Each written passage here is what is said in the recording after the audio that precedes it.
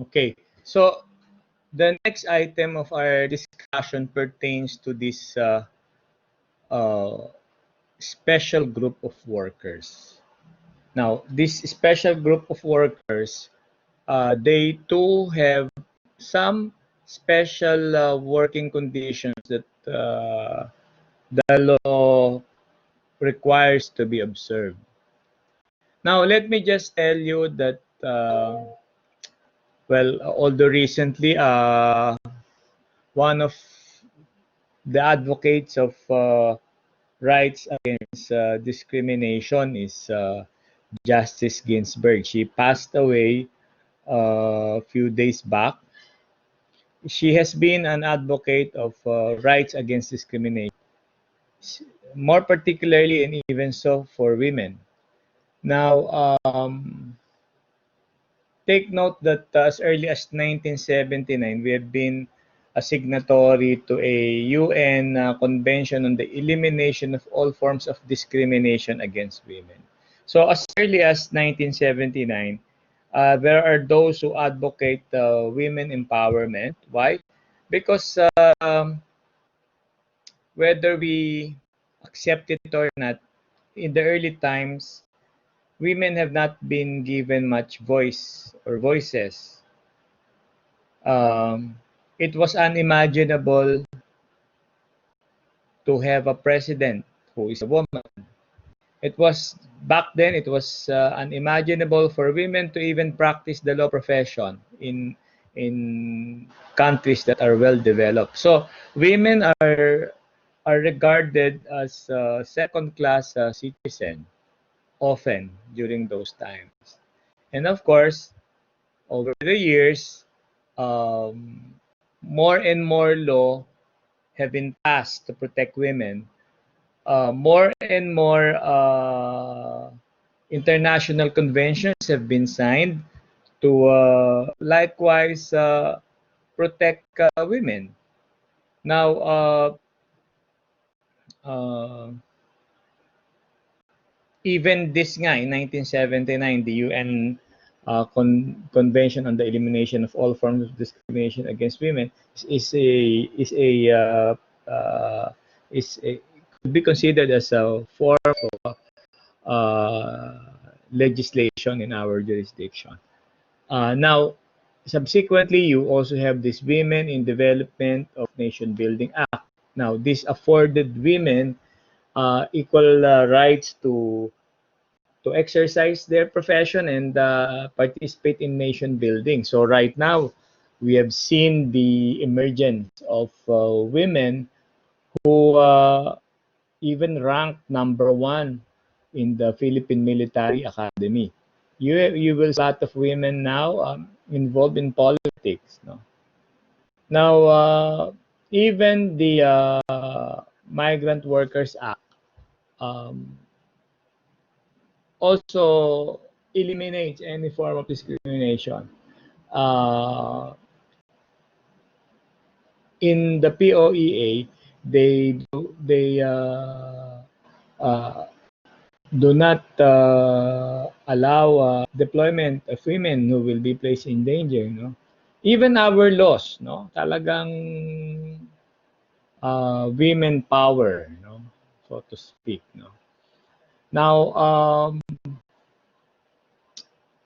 sometimes uh, I'd like to think, no, that because of this seemingly discrimination that have been here for so many years against women, uh, we have an influx of many laws that really protect them to the point that our society could now be regarded as no longer as a patriarchal society but matriarchal. With the advent of the passage of the Law Against Violence Against Women and Children Act, no, primarily protecting women as well. So may overflow na, no, but still it's a reality that we have to protect them, and no less than the Department of Labor also provides uh, the safety and health measure for workers, no, which also primarily promotes women. No? Yun nga, recently, yung mga uh, babae who are required to wear heels, no? I couldn't imagine how easy would it be for women to really wear those heels, ano? So yun, madami. Why? Because they are a special group of workers, women. Maybe not only because of the gender, but as you can see, the difficulty of physical difficulty for women. I think that is one of the primary consideration. While law should protect women. Okay. Now, even employers no, are required to have a nursery so that women employees uh, can provide a room for their children. Now, let me ask you of a situation uh, that would require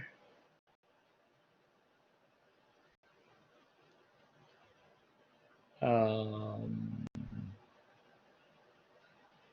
reflection, ano, towards what women should have, and at the same time the management prerogative.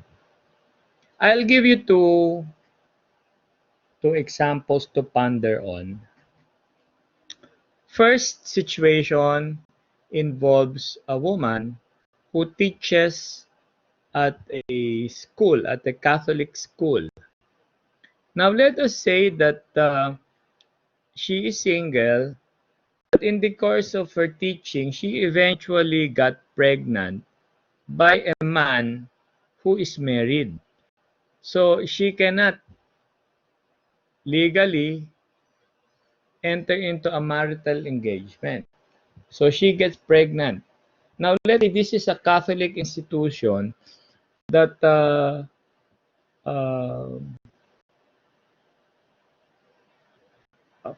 puts premium on the value of marriage as a sacred contract and should be observed one gets pregnant.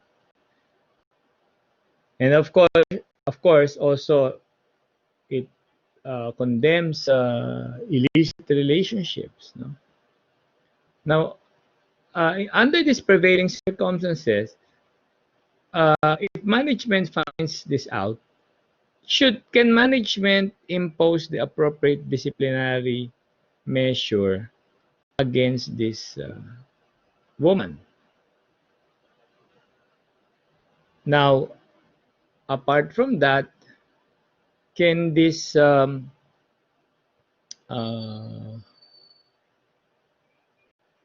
woman be subjected to disciplinary measure, taking into account the right of management to regulate its business, and taking into account that in this particular scenario, management may feel that the teacher did was against the dogma of the school or at least the religion of the school. No? That's one scenario.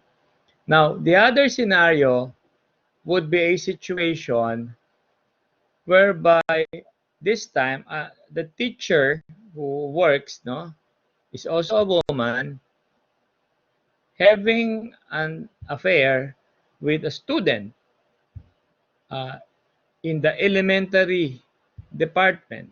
Now, the context of this, let us assume that this happened during the time that the law, that the family code has not been effected, where thereby marriage was allowed at 16.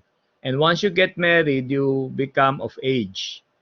Now, let us say in this particular scenario, the teacher even eventually married the student. Let's say the student is 16 years old and the lady is 20. They fell in love. Uh, the moment they laid their eyes towards each other. Now, may the teacher in the uh, second